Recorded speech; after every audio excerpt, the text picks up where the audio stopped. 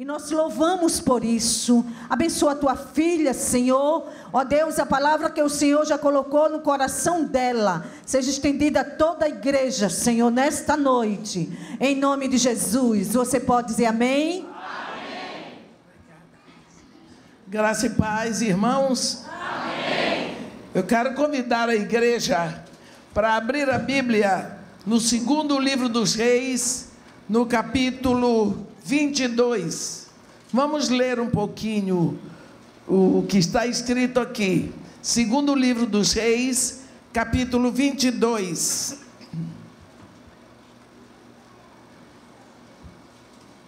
Tinha Josias 8 anos de idade quando começou a reinar, e reinou 31 anos em Jerusalém. Sua mãe se chamava Gedida e era filha de Adaías de Boscate. Fez ele o que era reto perante o Senhor, andou em todo o caminho de Davi seu pai e não se desviou nem para a direita nem para a esquerda.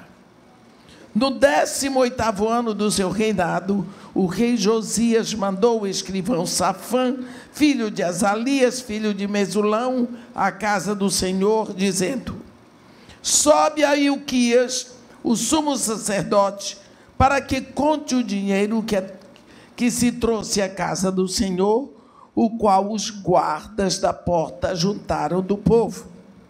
Que o deem nas mãos dos que dirigem a obra e tenha seu cargo a casa do Senhor, para que paguem aqueles que fazem a obra que há na casa do Senhor, para repararem os estragos da casa, aos carpinteiros, aos edificadores e aos pedreiros, e comprem madeira e pedras lavradas para repararem os estragos da casa. Porém, não lhes pediu conta do dinheiro, porque se lhes entregara nas mãos, porquanto procediam com fidelidade. Então, disse o sumo sacerdote Ilquias ao escrivão Safã: achei o livro da lei na casa do Senhor. Ilquias entregou o livro a Safã e este o leu. Então o escrivão Safã veio ter com o rei e lhe deu relatório dizendo: teus servos contaram o dinheiro que se achou na casa e o entregaram nas mãos dos que dirigiam a obra e têm a seu cargo a casa do Senhor. Relatou mais o escrivão Safã ao rei, dizendo: o sacerdote Ilquias me entregou um livro. E Safã o leu diante do rei. Tendo o rei ouvido as palavras do livro da lei, rasgou as suas vestes. Ordenou o rei a Ilquias, o sacerdote, a Aicão, filho de Safã, a Acbor, filho de Micaías, a Safã, o escrivão, e a Asaías, servo do rei, dizendo: ide e consultai o Senhor por mim, pelo povo e por todo o Judá, acerca das palavras deste livro que se achou. Porquanto grande é o furor do Senhor que se acendeu contra nós, porquanto nossos pais não deram ouvidos às palavras deste livro, para fazerem segundo tudo quanto de nós está escrito. Amém. Nós temos, nesse trecho que lemos, um momento em que Josias começa a reinar em Judá. A Bíblia diz que ele tinha 8 anos e fez o que era reto perante o Senhor. Mas o pai dele, capítulo 21, versículo, a partir do versículo 1, o avô dele, Manassés, fez o que era mal perante o Senhor. E o pai dele, Amon, fez o que era mal perante o Senhor. Quer dizer, 3 gerações. O que está acontecendo em Judá que o rei faz o que é mal, o filho dele faz o que é mal, o neto dele sobe ao trono com 8 anos, e depois de 18 anos, está escrito aqui, ele resolve dar atenção ao que estava acontecendo no templo. Existia o templo dedicado ao culto a Deus. Existia sumo sacerdote, existia escrivão, existiam sacerdotes de segunda ordem, mas o templo estava em ruínas. O povo levava ofertas, nem as ofertas eram contadas. Agora, depois de 18 anos reinando, Ilquias resolve dar atenção ao templo. Então ele manda que ajuntem o dinheiro que o povo levava de oferta e que seja usado para reparar os estragos que estavam dentro, que estavam por fora da casa do Senhor. Então, o sumo sacerdote foi contar o dinheiro e resolveu dar um pouco de atenção ao templo. E achou, pensem bem, meus irmãos, ele achou o livro da lei.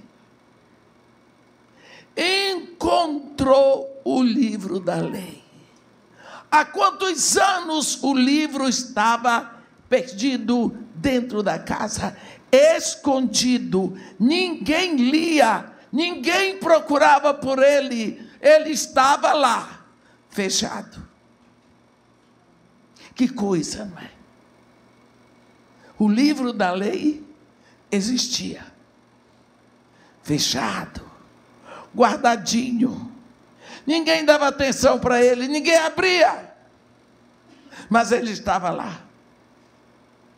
Quantas vezes a Bíblia fica do mesmo jeito na nossa casa, fechadinha, guardadinha, até a gente tira do lugar para tirar a poeira, né? Mas ela está lá, ninguém vai roubar, ela também não vai sair correndo. Quando o sumo sacerdote Ilquias vem para o escrivão Safã, diz para ele: ei, achei este livro da lei lá na casa do Senhor. Safã, que era o escrivão, nunca tinha lido. Leu, se apavorou, foi para o rei. Rei, nós fizemos tudo o que o Senhor mandou. O sumo sacerdote Ilquias achou esse livro lá no templo. Quando ele leu, o rei rasgou as vestes. Ele diz: pronto, nós estamos sob julgamento, porque nós não estamos seguindo o que está escrito aqui, porque nós não conhecemos a vontade de Deus. A ira do Senhor é grande contra nós. Mas eu queria chamar a atenção, meus irmãos, sabemos que o templo estava com estragos por fora. Mas vamos ver como era o templo por dentro. Aqui no capítulo 23, eu quero que os irmãos vejam comigo alguns versículos para os irmãos terem uma ideia do que estava acontecendo ali. Vocês vão ficar apavorados.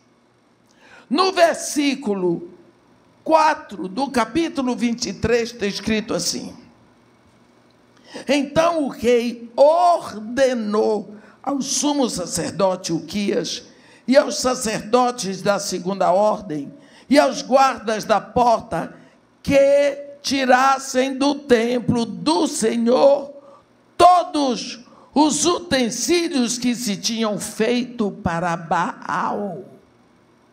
Vocês sabem que é Baal? Satanás. E para o poste ídolo, e para todo o exército dos céus, e os queimou fora de Jerusalém, nos campos de Cedron, e levou as cinzas deles para Betel. Olhe o que é que existia dentro do templo do Senhor. Quem era adorado no templo do Senhor? Satanás. Sol, lua, estrelas. Era adorado ali, mas o templo foi dedicado para adoração a Deus. Vamos ver mais alguma coisa? No capítulo 5, no versículo 5, está escrito também: destituiu os sacerdotes que os reis de Judá estabeleceram para incensarem sobre os altos nas cidades de Judá e ao redor de Jerusalém, como também os que incensavam a Baal, ao sol e à lua e os mais planetas e todo o exército dos céus. Continuando só mais um pouco. Versículo 7. Também derribou as casas da prostituição cultual, que estavam na casa do Senhor, onde as mulheres teciam tendas para o poste ídolo. Só mais uma coisa. Versículo 11. Também tirou os cavalos que os reis de Judá tinham dedicado ao sol, a entrada na casa do Senhor. Como vocês acham que estava essa situação? Um templo dedicado ao Deus de Israel, com estragos por fora, mas dentro Satanás era adorado. Havia adoração ao sol, à lua, às estrelas. Havia prostituição cultual. Por quê? Porque o livro da lei, o livro da palavra do Senhor estava fechado. Ninguém lia, ninguém aprendia, ninguém precisava dele. Está escrito. Nós precisamos olhar essas coisas e perguntar: como é que está a nossa vida hoje? Porque naquela época o templo era construído, era uma casa, mas hoje o templo somos nós. Nós vamos olhar um pouquinho para trás e lembrar que quando Deus fez o homem, Deus botou o homem no jardim, ele e sua mulher, e todos os dias Deus vinha se encontrar com aquele casal. Era um encontro de intimidade, de amor, de alegria, não havia liturgia. Era aquela alegria de estarem juntos. Um dia, Deus chegou lá, não tinha ninguém. Eles tinham pecado. E eles se separaram de Deus. E Deus gritou: Adão, Adão, onde estás? E Adão, lá de trás das árvores, gritou: ouvi a tua voz no jardim, mas porque estava nu, tive medo e me escondi. Acabou a intimidade, acabou o prazer.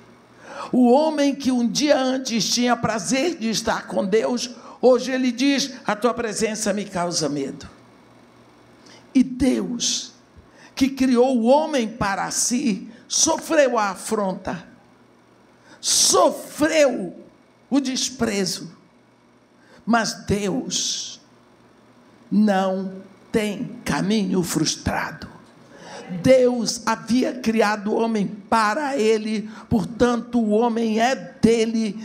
Ele vai pagar um preço muito grande, mas ele vai trazer o homem para ele.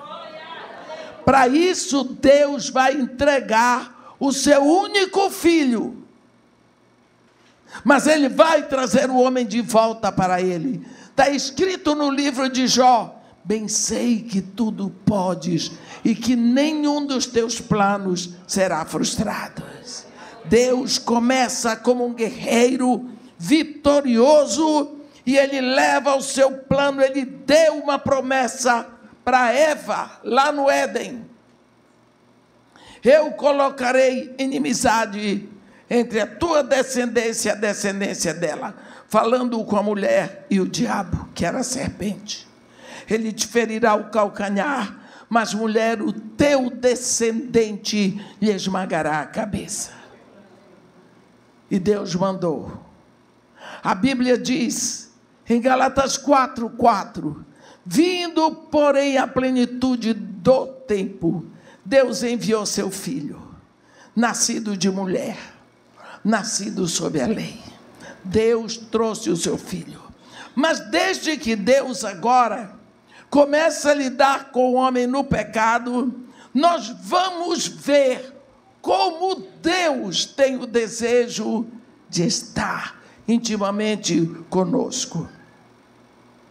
Logo que ele tira o povo do Egito, ele vai levando o povo, vai em cima, ele botou a presença dele como uma nuvem que os protegia do sol. De dia, à noite, ele era um pilar de fogo na frente deles. E assim eles sabiam da presença de Deus ali. Mas Deus não estava satisfeito. Aí, no capítulo 23 de Êxodo, você vê Deus falar com Moisés. Moisés, fala com o povo de Israel, disse a eles que me tragam oferta. Esta é a oferta que deles receberei: ouro, prata, bronze, estofa azul e púrpura e carmesim, e peles de animais marinhos e pelos de cabra. Ele faz uma lista. E lá no final ele diz: e me construirão um tabernáculo, para que eu possa habitar no meio deles. Você observou? Deus chegando mais perto, querendo estar mais perto. Observe, não é o homem que quer estar com Deus, é Deus que quer estar com o homem. Aí ele agora quer uma casa para ele ir carregado no meio do povo, porque ele estava no meio do povo, mas o povo não via.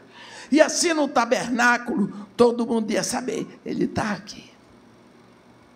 Moisés fez isso. Construíram um tabernáculo. E o tabernáculo, chamado tabernáculo de Moisés, acompanha toda a viagem pelo deserto. E hoje ele está lá em Shiló, perto. É para quase Jerusalém ali. A gente sai do centro de Jerusalém, em 30 minutos está em Shiló. Está lá. Mas será que Deus queria mesmo habitar a presença dele num caixote de madeira? Um caixote de madeira de acácia, forrado de ouro, com uma tampa de ouro puro com os querubins? O objetivo de Deus é tabernáculos vivos, é habitar em filhos, como ele habitava em Jesus. Porque quem é Jesus? Jesus é Deus vestido de homem. É Deus vestido de homem. Porque Deus está olhando lá para frente. Um dia eu vou estar no meio, dentro, habitando no meio do povo meu. Deus está olhando para frente. Até que tudo acontece. Jesus Cristo vem, Jesus vai lá na cruz, paga todo o pecado. Olhem, eu queria que vocês prestassem bem atenção a uma coisa. Olha para mim. Adão e Eva sempre estiveram nus diante de Deus, porque Deus não fez Adão e Eva vestidos de roupa. Ele fez Adão e Eva do jeito que você fica quando você está tomando banho, sem roupa. Foi Deus que fez o seu corpo, foi Ele que criou. Não fez você ficar gordo, isso não. Mas o corpo é do jeito que Deus fez. Então, Adão e Eva nunca tiveram problema de estar assim, despidos diante de Deus. Mas na hora que eles pecam, na hora que vem o pecado, vem a libido, que é a imoralidade sexual. Quando o homem pecou, ele se viu nu, ele teve vergonha do corpo dele, a mulher também, correram para se esconder. Pense um pouquinho, meu irmão. Você, de uma hora para outra, você está no meio da rua. No meio da rua. Alguém vem e tira sua roupa toda e deixa você de roupa lá. O que é que você faz? Misericórdia. O horror que você fica, o medo, a vergonha, você não sabe para onde ir, não sabe onde botar a mão, você não sabe. Por que é que Adão naquela hora não gritou por Deus? Ele nunca tinha se visto nu. Ele correu para esconder, mas ele não gritou por Deus. Ele não clamou, ele não buscou ajuda. A história seria tão diferente se Adão tivesse gritado por Deus. Era o único amigo que ele tinha. Era o Deus que ele conhecia, porque não gritou. Simplesmente se escondeu de Deus. E quando Deus vem buscar, Adão, onde estás? Ouvi tua voz no jardim, e porque estava nu, tive medo e me escondi. E Deus diz para ele: quem te fez saber que estavas nu? De onde veio esta informação? Comeste por acaso do fruto que eu te disse que não comesse? Foi a mulher que tu me deste. Isso todo vestido de folha. Não gritou, não pediu socorro, não chorou, não pediu misericórdia, não confessou, não se arrependeu. Ficou faltando isso, meus irmãos. Resultado: todos nós nascemos com essa mesma dureza de Adão. Você nunca sentiu falta de Deus, nem eu. Como que eu vou sentir falta de Deus se eu não o conheço? A Bíblia diz: em pecado me concebeu minha mãe. Quando eu nasci, eu já era pecador. Eu nunca senti saudade de Deus. Eu nunca senti falta de Deus. Por quê? Porque eu nunca estive com Deus. Mas Adão podia ser sentido, porque ele vivia com Deus antes. Eu não. Então eu nunca pude gritar para Deus: porque o Senhor me abandonou. Porque antes eu não me lembro dele. Deus vai mandar um homem aqui na terra que vai gritar: Deus meu, por que me abandonaste? É isso que Jesus vem fazer, em meu nome e no seu nome. Glória a Deus, aleluia. Quando Jesus Cristo veio, que chegou a sua hora da cruz, ele saiu da ceia, desceu, atravessou o vale do Quidron e subiu. Em vez de atravessar para o Monte das Oliveiras, ele foi para a esquerda, para o Getsemane. E ali começou a grande agonia. Ali ele suou sangue. A Bíblia diz que 3 vezes ali, na sua oração, ele dizia: Pai, se for possível, afasta de mim este cálice. Contanto não seja feita a minha vontade, mas sim a tua, porque tu estás no céu. Deus, a Bíblia diz que mandou um anjo que o confortava. Dali ele foi preso, foi levado para Pilatos. De Pilatos foi levado para Caifás, o sogro do sumo sacerdote. Desculpa, ele foi levado para a casa de Anás, que era o sogro do sumo sacerdote Caifás. De Anás ele foi para Caifás. De Caifás ele voltou para Pilatos. De Pilatos ele foi para Herodes. De Herodes ele voltou para Pilatos, onde ficou preso algumas horas no porão. E depois ele é levado para o julgamento, que culminou com o caminho do Calvário. Ele foi. Algumas pessoas dizem que a oração de Jesus, se for possível, afasta de mim este cálice, contanto não seja feita a minha vontade, mas sim a tua que estás nos céus. Que este cálice era a morte na cruz. Era este o cálice que Jesus não queria beber, mas não era, porque Jesus veio para a cruz. A missão dele era cruz. O objetivo dele era cruz. O escopo dele era cruz. Nós lembramos que quando Pedro tentou dissuadi-lo da cruz, ele olhou para Pedro e disse: arreda, Satanás. E quando ele subia, na semana da Páscoa, ele subia para Jerusalém, ele disse para seus discípulos: é necessário que o Filho do Homem suba a Jerusalém, para sofrer muito nas mãos das autoridades, para ser preso, julgado, condenado, crucificado e morto. Ele sabia.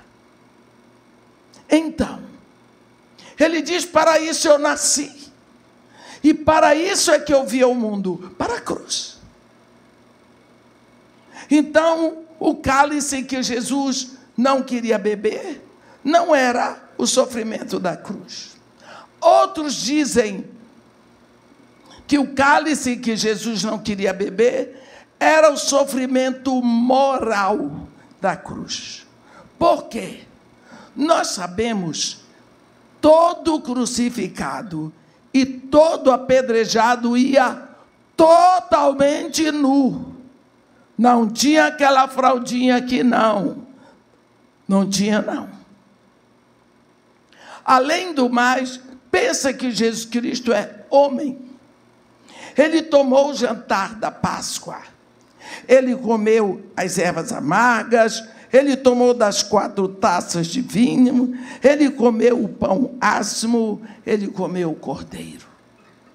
No início da tarde, da noite. Depois ele desce, vai para o Getsemane, lá ele é preso.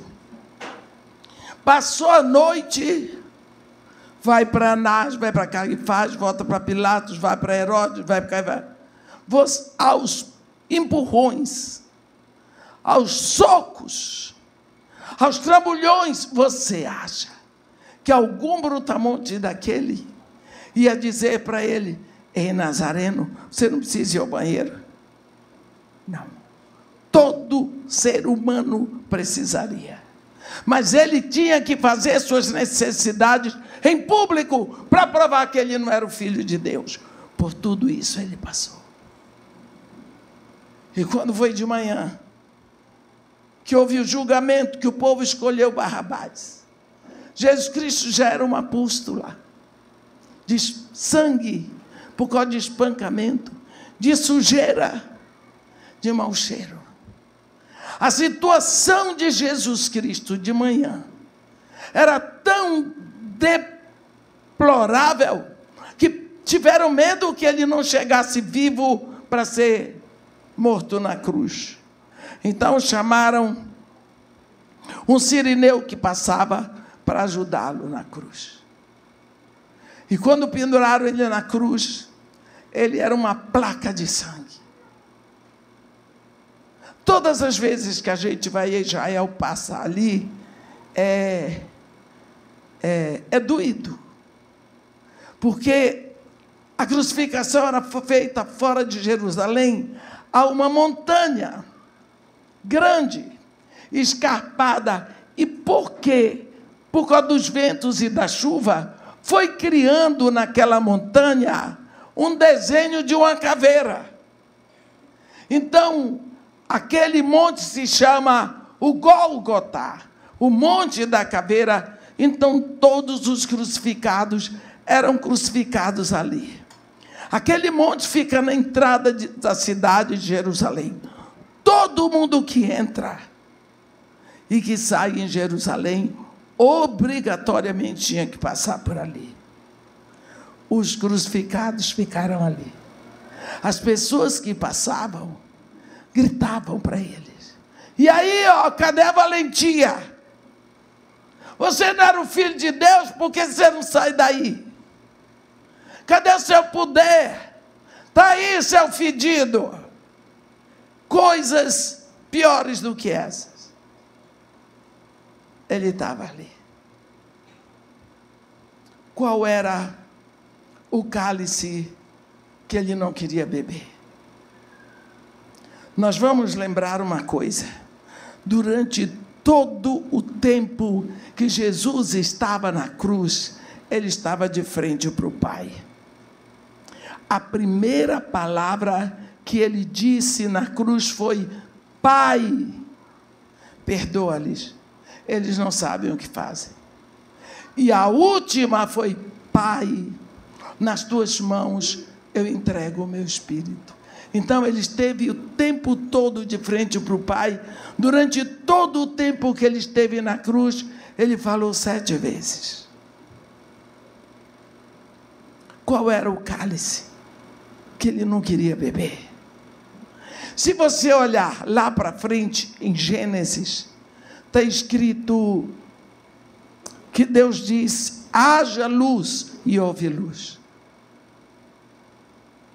Mas em seguida Deus dá uma ordem: haja separação entre luz e trevas. Olhe, Deus ordenou separação entre luz e trevas. Agora Jesus está ali, na cruz, de frente para o Pai.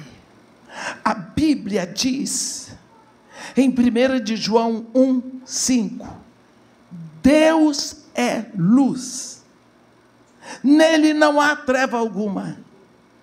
Deus é luz, pecado é trevas.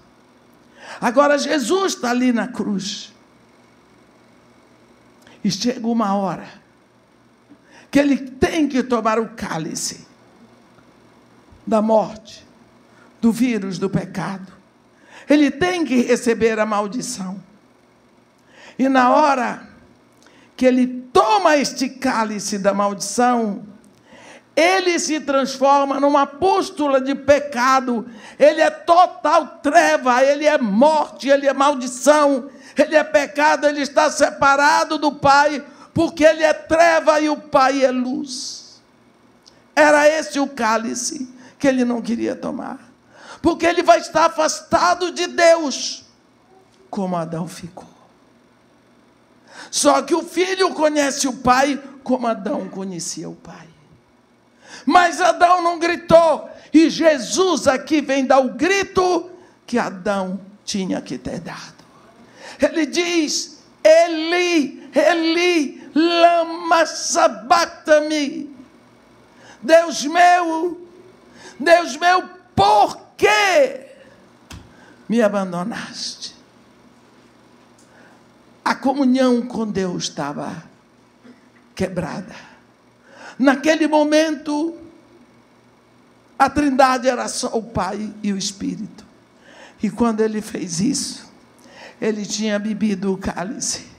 E praticamente ele estava dizendo: meu trabalho de redenção está completo, não dá mais nada para fazer aqui. Ele havia dito antes: a minha vida ninguém mais toma. Pelo contrário, eu voluntariamente a dou. Tenho poder para dá-la, tenho poder para reavê-la. Este mandado eu recebi do meu Pai. Então ele diz: tudo está consumado. Pai, nas tuas mãos eu entrego o meu espírito. E morreu.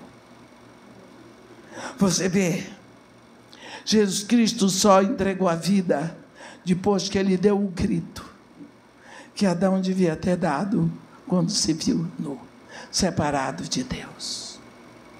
Aqui, naquele momento que ele diz: tudo está consumado, quer dizer, o preço está pago. A Bíblia diz que Jesus, com seu sangue, comprou todos, de todas as tribos, povos e raças. Ele comprou. O trabalho de redenção está pronto. O caminho de volta para o Pai está aberto. Mas nós sabemos que toda propriedade comprada tem que ter um selo. Você compra um carro, você tem que ter o documento do carro selado e carimbado pelo Departamento de Trânsito. Você compra uma casa, você tem que ter o documento da casa selada e carimbada pelo cartório de registro de imóveis. A última etapa numa transação de compra é o selo. Jesus compra a sua propriedade na terra e não selou. Então, ele vai mandar o selo da sua propriedade. Está escrito em Efésios, no capítulo 1, sobre este selo. Paulo diz assim: em quem vós também, tendo ouvido a palavra da verdade, o evangelho da vossa salvação, tendo nele também crido, fostes selados com o Espírito Santo da promessa. Ele é o penhor da nossa herança até o resgate da sua propriedade para o louvor da sua glória. Jesus subiu. A propriedade está comprada, mas não tem selo. 10 dias depois que Jesus sobe, é Pentecostes, o Espírito Santo vem. Mas como que o Espírito Santo vem? Para onde ele vem? Falamos que Deus quis que construísse um tabernáculo para ele habitar. Então fizeram a arca de madeira de acácia, forrada de ouro, botaram dentro da arca o testemunho. O que é o testemunho? Um pote com maná, que Deus mandava todos os dias, as 2 tábuas da lei e a vara de Arão que floresceu. A cobertura da arca era uma tampa de ouro batido, puro, com 2 querubins. Ali era a presença de Deus, mas Deus não habita em santuário feito por mãos humanas. O projeto de Deus era habitar, não naquele santuário ambulante, mas em santuários que ele fabrica dentro do ventre de mulheres. Porque quem fabrica você no ventre da sua mãe é Deus. Seu pai não sabe fazer nesse microfone, meu irmão. Vai fazer você. É Deus que fabrica, é Deus que tece, é Deus que faz. Quando Deus mandou o seu filho, o anjo Gabriel falou com a virgem: terás um filho. A palavra caiu no ventre dela. Ela disse: como? O Espírito Santo te cobrirá. E o ente que de ti nascer será chamado Filho do Altíssimo. O Espírito Santo cobriu, nasceu Jesus. Mas, quando o Espírito Santo vem,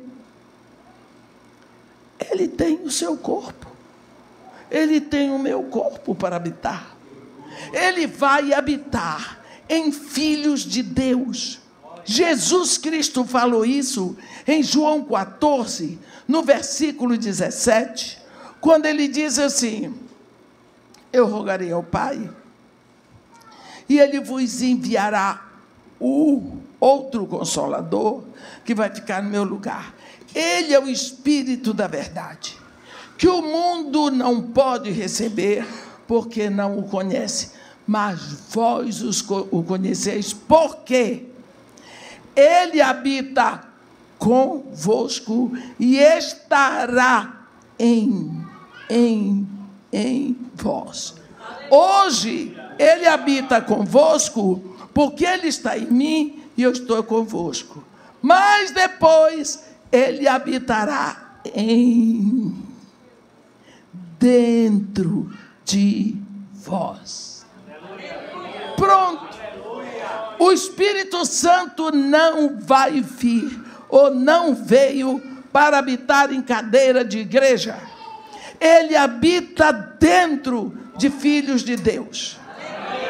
Quando você ouve a palavra da verdade, o evangelho da salvação, você crê, você rende o seu coração para Jesus Cristo, você se arrepende dos seus pecados, você recebe Jesus como único Senhor, suficiente Salvador, seu nome é registrado no livro da vida do Cordeiro, você é feito filho de Deus.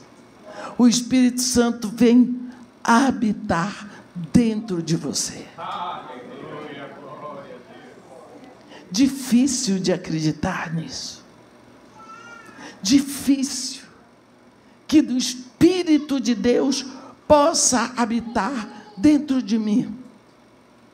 Um dia eu estava pregando, um pastor em Niterói disse para minha irmã: eu quero que a senhora venha toda quarta-feira aqui na minha igreja para a senhora pregar sobre os símbolos do Espírito Santo. São 8. Eu disse: pastor, vai ser difícil arranjar 8 quarta-feira. Ele pegou e disse: a senhora pode escolher. A quarta-feira que não puder vir, me avisa que não vem. Mas eu quero que a senhora dê todos os símbolos do Espírito aqui. Marquei com ele. Na quarta-feira que eu estava pregando sobre o símbolo da pomba. A pomba é um dos símbolos. É sopro, vento, fogo, água, chuva, pomba, óleo e penhor. São esses os símbolos do Espírito. Eu estava pregando sobre a pomba. Preguei 1h10, 1h20. Preguei sobre o símbolo da pomba. Quando eu acabei de pregar, a igreja é muito grande, estava muito cheia. Aí as pessoas vieram falar comigo. Uns queriam tirar foto. Assim. Tinha um senhor, bem assim, que nem aquele irmão ali. Bonito desse jeito, viu? Ele estava parado lá. No meu coração, percebi que o homem queria falar comigo. Mas, pelo jeito, ele não queria ficar na muvuca. E era quarta-feira, quinta-feira, todo mundo tinha que levantar cedo para trabalhar. Criança para a escola. E eu disse: gente, um minutinho. Meu irmão, você quer falar comigo? Ele disse: eu preciso falar com a senhora, mas é a sós. Então eu vi, o pau vai quebrar ali. Então, acabei de falar com o povo e disse: gente, deixa eu atender o pobre do irmão ali. Fui lá e eu disse: meu irmão, Em que é que eu posso lhe atender? Ele disse: irmã, eu quero que a senhora me diga como é que eu faço para ter o Espírito Santo. Olha que pergunta. Muito parecida com aquele carcereiro de Filipos, né? Que devo fazer para ser salvo? Eu disse para ele: meu irmão, eu aqui achei, isso é fácil. Fácil demais. Eu disse: meu irmão, eu posso aqui agora pregar o Evangelho para você. O Evangelho da cruz, da redenção. Se você crê no Senhor Jesus, você rende a sua vida a Jesus Cristo, para ser o seu único Senhor, suficiente Salvador. Então, o Pai lhe dá o seu Espírito. Eu achei que eu estava ótima. O homem olhou para mim e disse: já fiz isso tudo. Eu pensei: pronto, e agora? Não sei mais. Eu disse para ele: meu irmão, então se você já entregou a sua vida a Jesus Cristo, você já tem o Espírito Santo. Ele disse: tem não, irmão. Eu não tenho o Espírito Santo. Porque você tem ele, eu não tenho. Aí, ele disse para minha irmã, ele já estava com raiva: é impossível o Espírito Santo de Deus habitar numa pessoa que tem os pensamentos horríveis que eu tenho, os desejos imundos que eu tenho. O Espírito Santo não pode habitar em mim. Olhe bem. Você sabe o que a palavra de sabedoria, palavra de conhecimento, fé, são dons do Espírito. Quando o Espírito habita em você, os dons são do Espírito, mas ele lhe assiste na sua fraqueza, no momento em que você não sabe nada. E ele trouxe para mim naquela hora uma palavra de conhecimento. A palavra de conhecimento não é uma revelação, é uma centelha milimétrica do conhecimento de Deus. Ele traz para mim, eu passo a saber uma coisa que eu não poderia saber. Então o Espírito Santo naquela hora vazou para mim uma informação que eu não tinha. Aí eu disse para ele: meu irmão, deixa eu lhe dizer, quando você não era filho de Deus, sua esposa vinha para a igreja, sua sogra vinha e seus filhos, e você não vinha, mas você nunca impediu sua esposa. Um dia, você era um homem adúltero, você andava com mulheres, e você se sentia um herói, porque você dizia assim: esses meus amigos são todos um bando de bobo, porque eles saem com uma mulher, a mulher deles descobre, e aí tem briga, tem divórcio. Eu não, eu sou bacana, eu sou inteligente, eu sou maioral, eu faço tudo que quero, minha mulher nem desconfia. E você se gabava disso. Um dia, ia ser a festa do Dia dos Pais, seu filho ia representar.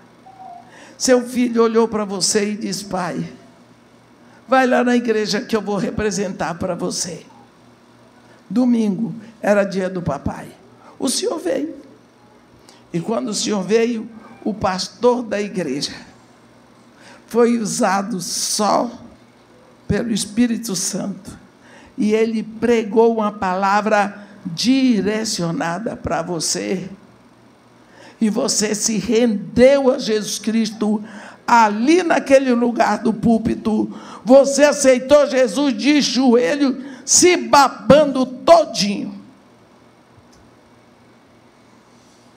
Depois de uns dias, você, para não pegar a sua secretária e levar para o chiqueiro, que é o motel, você pegou a secretária de um arquiteto que tem um escritório junto do lado do seu. e você levou para o chiqueiro, para o motel. Quando você saiu do motel, você disse, que bobagem tem. Abraão também teve outras mulheres, Davi tinha uma opção, Salomão, então nem falar, eu sou homem, qual é o problema? E você dando desculpas para você mesmo. Depois de quase um mês, você pegou sua secretária de novo e levou para o motel.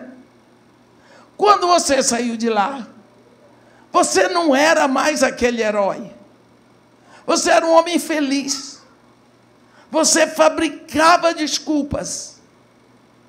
Eu sou homem, eu não deixo faltar nada em casa. Eu trabalho para minha família. Afinal de contas, qual é o problema?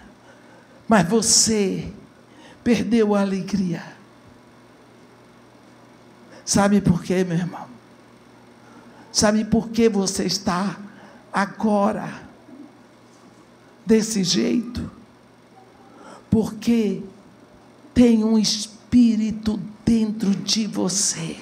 Aleluia. Desde o dia que você se rendeu a Jesus, tem um espírito dentro de você. O espírito não é acusador. Acusador é uma palavra que do grego significa Satã. O Espírito Santo não acusa, ele convence do pecado, da justiça e do juízo. Então o Espírito Santo está lhe convencendo que você é filho de Deus, que você não pode viver na prática do pecado. É por isso que você está se sentindo tão indigno de ter esse Espírito. É o Espírito que está lhe dizendo que você é filho de Deus, não pode fazer isso. Ele chorava. Aí ele disse para mim, como é que a senhora sabe disso tudo? Quem foi que lhe falou? Eu peguei, quem me falou isso tudo é a única pessoa que foi com o senhor para o motel todas as vezes. O Espírito Santo foi. Ele está habitando dentro de você, onde você vai, ele vai. Ou você está pensando que é brincadeira o que a gente faz? Nós somos filhos de Deus. Nós somos o templo, a morada do Espírito Santo. Aonde eu vou, o Espírito Santo está dentro de mim, ele não fica. Eu não posso dizer, Espírito Santo, você dá licença, você fica aqui, que eu vou ali fazer uma safadeza. Aqui ou ali, você é a habitação do Espírito. Do dia em que o Espírito Santo veio, ele veio sobre aqueles discípulos que estavam naquele recinto fechado, com medo dos discípulos, dos judeus. Ele veio. Aonde você for, o Espírito Santo está aí. Ele faz naquela hora de você um templo. Houve aquela explosão na presença do Espírito, aqueles filhos de Deus que estavam naquela sala saíram falando em variedades de línguas das maravilhas de Deus. Naquela hora houve aquela perturbação lá fora dos judeus, alguns dizendo que eles estavam embriagados. Pedro se levantou e disse: senhores, varões israelenses, prestem atenção no que vos digo. Estes homens não estão embriagados, sendo esta a terceira hora do dia, 9 horas da manhã. Mas o que acontece aqui é o que foi dito pelo profeta Joel. Acontecerá nos últimos dias que derramarei do meu espírito sobre toda a carne. Últimos dias. Ali começavam os últimos dias, meus irmãos. Ali, no dia de Pentecoste, estavam começando os últimos dias. Nós estamos hoje vivendo o final do final dos últimos dias. quando ele acabou de falar, que ele fez o sermão, as pessoas, tendo o coração, a Bíblia diz, compungido, então, quando ouviram Pedro dizer, esteja absolutamente certo após toda a casa de Israel, de que este Jesus que vós crucificastes, Deus o fez Senhor e Cristo. As pessoas disseram, e agora? Que faremos? Então Pedro diz, arrependei-vos, crede no Senhor Jesus, recebereis o dom do Espírito Santo. 3.000 pessoas vieram para Jesus. 3.000 filhos de Deus. Eu queria que vocês pensassem uma coisa. Deus é luz. Ele veio, o Espírito Santo veio em forma de fogo e entrou. Quando o Espírito Santo entra, entrou uma luz dentro de você. Ele transforma você numa candeia humana. Do ponto de vista espiritual, você se torna uma pessoa normal, andando com uma candeia acesa aqui. Anjos e demônios olham para você e veem. Veem. E quantas vezes você pode ter a visão aberta para enxergar uma pessoa com um fogaréu aqui dentro? Eu gosto de contar uma experiência que eu tive aqui, numa igreja tão pequena aqui, nos arredores de Recife. Eu não sei quando eu vou voltar naquela igreja, porque eu não me lembro o nome das igrejas que eu vou. É Magda que sabe. Uma igreja pequena. Ângela estava do meu lado. Tinha uma menininha, mais ou menos 5 anos. Eu gosto de criança. Ela vinha assim, ficava assim, olhando para mim admirada. E eu louca que ela chegasse perto para eu dar um abraço. Mas ela não chegava perto. Parece que ela tinha medo. A mãe vinha buscar, ela ia, daqui a pouco ela vinha de novo. Lá pela 5ª vez, a mãe veio buscar, ela resistiu, a mãe dela chegou perto de mim e disse, por que que tu pega fogo toda e não te queimas? A menina teve a visão aberta. Por que que tu pega fogo todinha e não te queimas? Você pode ter certeza que este fogo veio para habitar dentro de você. E já está dentro de você. Mas, irmã, eu tenho muitos maus pensamentos. E os maus pensamentos não lhe incomodariam se você não tivesse o Espírito. Porque quem não tem a presença do Espírito não está nem aí para maus pensamentos e maus desejos. Quando o Espírito está na sua vida, existe uma manifestação de santidade. Você comete o pecado, mas você não fica feliz com o pecado. Você lá dentro rejeita o pecado. É o Espírito Santo dentro de você. Agora nós chegamos de volta no livrinho, aonde nós começamos. Existia o templo, por fora estava precisando de conserto. O templo tinha sido dedicado à adoração ao Senhor, mas lá dentro não era Deus que estava sendo adorado.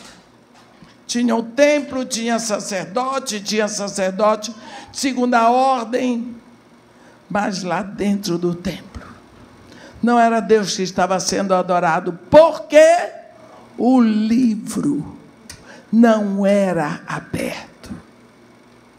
A palavra de Deus estava escondida, estava esquecida. A nossa pergunta hoje é: como está o seu relacionamento com a palavra de Deus? Vou fazer um exercício com você. Presta atenção e me ajuda. Lá no início, em Gênesis, está escrito assim: no princípio, criou Deus os céus e a terra. A terra, porém, era sem forma, era vazia. Havia trevas sobre a superfície do abismo, e o Espírito de Deus pairava sobre a superfície das águas. Quando você busca esse verbo pairar no Bereshit, que é o Gênesis hebraico, ele lhe explica que o Espírito Santo cobria aquilo tudo, atento para que nada acontecesse. E você pergunta: por que é que o Espírito Santo cobria o caos? Porque era o caos. A terra não tinha forma, era vazia. Havia trevas, mas o Espírito Santo tomava conta. Um dia, o Pai vem aí, o Espírito Santo aqui cobrindo, o caos aqui embaixo, e Deus diz: haja luz, pá! Houve uma explosão. Quando a palavra vem, coberta pelo Espírito, há uma explosão. O caos foi embora, o cosmos, a criação começou. Daí Deus foi só dando a palavra e tudo ia se formando, porque era a palavra de Deus coberta pelo Espírito. E quando vem a palavra, mais Espírito igual explosão de vida. Vamos para o exemplo no Novo Testamento. O anjo Gabriel vem para Maria e, entre tantas coisas, ele diz: terás um filho. A palavra caiu no ventre dela. E Maria diz: como se fará isso? Não conheço varão, eu não tenho relações com homem nenhum. O anjo Gabriel diz: Maria, a palavra já está aí. O Espírito Santo te cobrirá, e o ente que de ti nascer será chamado Filho do Altíssimo. Ela diz: eis aqui a serva do Senhor, faça-se em mim segundo a sua palavra. O Espírito cobriu a palavra, pá! Explosão. Jesus. Espírito mais palavra, Jesus. Os discípulos de Jesus, aquela turma boa de Jesus, ficou 3 anos aprendendo a palavra com Jesus. Eles estudaram a palavra com o próprio Deus, porque Jesus é Deus vestido de homem. Era de manhã, de tarde, de noite. Aqueles homens aprenderam tanto a palavra que no dia de Pentecostes um pescador, Pedro, sabia a profecia de Joel de cor. 3 anos aprendendo a palavra. Aqueles discípulos não prestaram para nada. Eles eram confusos, eles eram brigões, eles arrumavam confusão. Quando Jesus Cristo subiu, eles estavam encharcados da palavra. No dia que o Espírito Santo vem, ele vem sobre esta palavra. Quando o Espírito Santo vem sobre aqueles corações cheios da palavra, houve uma explosão que eles não puderam ficar mais dentro do cenáculo. Saíram a pregar. A Bíblia diz que aqueles homens botaram o mundo de cabeça para baixo. Em 3 horas, com o Espírito Santo, eles fizeram o que não fizeram em 3 anos. Por quê? Palavra mais Espírito. Explosão de vida. Glória a Deus. Aqui, quando Paulo estava indo para Damasco para arrebentar com a igreja de lá, haviam mais ou menos 40 sinagogas em Damasco. Perto de Damasco, ele viu uma luz do céu brilhar, teve aquele encontro com Jesus, foi para lá. Ficou lá em Damasco. Jesus aparece para Ananias, um discípulo, e diz para ele: Ananias, vai à rua que se chama Direita e procura por Paulo, apelidado de Tarso, porque ele está orando. E ele viu entrar um homem chamado Ananias e impor a mão sobre ele para que recupere a vista. Paulo tinha a palavra. Ele era um expert na lei e nos profetas. Estava lá Paulo, 3 dias, sem beber, sem comer, sem enxergar, orando. Ananias chegou lá, foi entrando na casa de Judas. Saulo, irmão, o Senhor me enviou, isto é, o próprio Jesus que te encontrou no caminho por onde vinhas, e me enviou para que recuperes a vista, sejas cheios do Espírito Santo. Na mesma hora, caíram como as escamas dos olhos de Paulo. O primeiro rosto que ele viu foi de Ananias, a quem ele tinha ido lá para prender. A Bíblia diz que ele foi batizado, comeu, bebeu, saiu para pregar Jesus, nunca mais parou. Tem 3 dias que eu cheguei da Turquia e da Grécia com a Ângela, pregando 2ª e 3ª viagem de Paulo. Vimos tudo o que aquele homem fez. Aquele homem acendeu o fogo ali, nunca mais apagou. Nunca mais apagou, porque só este fogo é o combustível que nós precisamos para pregar Jesus Cristo. No dia que você ouviu a palavra da verdade, o evangelho da salvação, você creu em Jesus, você creu no amor de Deus, você se arrependeu dos seus pecados, seu nome foi registrado no livro da vida do Cordeiro. Você recebeu o Espírito Santo. Deus não lhe deu o Espírito Santo que você merece. Que você não merece é nada, nem eu. Deus não lhe deu o Espírito Santo porque você é digno, porque você nem eu não somos dignos. Mas Deus deu o Espírito Santo a você e a mim porque Ele é fiel. Nesse dia, você, com todas as safadezas que faz, o Espírito Santo está aí e aqui. Por que não está acontecendo essa explosão? Está faltando o quê? Palavra. Não me responda nada, meu irmão. Só me diga. Pense aí com você sentadinho. Quanto tempo do dia você deixa para a palavra de Deus? Acenda uma fogueira e não bote lenha, que eu quero ver se ela não apaga. E a Bíblia diz em Tessalonicenses: não apagueis o Espírito. O Espírito lhe foi dado. Cadê o combustível? O combustível para que o Espírito continue aceso, queimando, enlouquecendo você.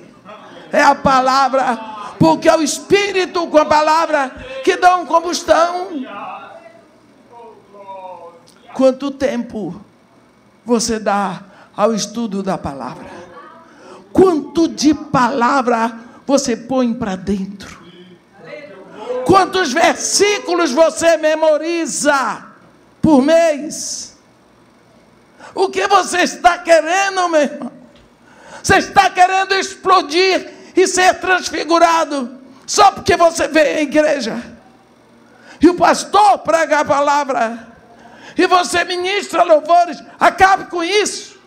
Venha à igreja, ouça a palavra, aprenda a palavra, ministre louvores, porque você precisa congregar.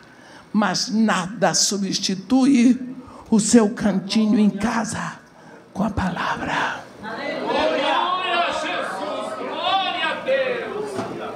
O livro estava escondido. O livro estava fechado. Existia o templo. Existia. Existia o sacerdócio. Existia. Mas Judá ia de mal a pior. Por quê? Porque o livro estava fechado. Quanto tempo sua Bíblia está fechada sobre a sua mesinha de cabeceira? Quanto tempo ela está fechada no seu carro? Você não tem tempo para ela? Você tem tempo para ligar a televisão? Para ligar o mafioso do celular? Mas você não tem tempo para colocar lenha na fogueira que Deus acendeu. Eu queria que você pensasse isso. Eu queria que você buscasse esse incêndio. Porque meu desejo, meus irmãos, é que vocês sejam totalmente incendiados pelo fogo que se chama batismo de Jesus. Amém? Que Deus nos abençoe e nos guarde, que faça resplandecer seu rosto sobre nós e tenha misericórdia de todos nós. Amém.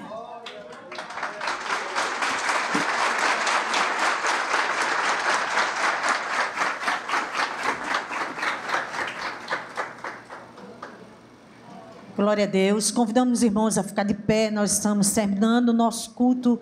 Vamos adorar a Jesus nessa noite.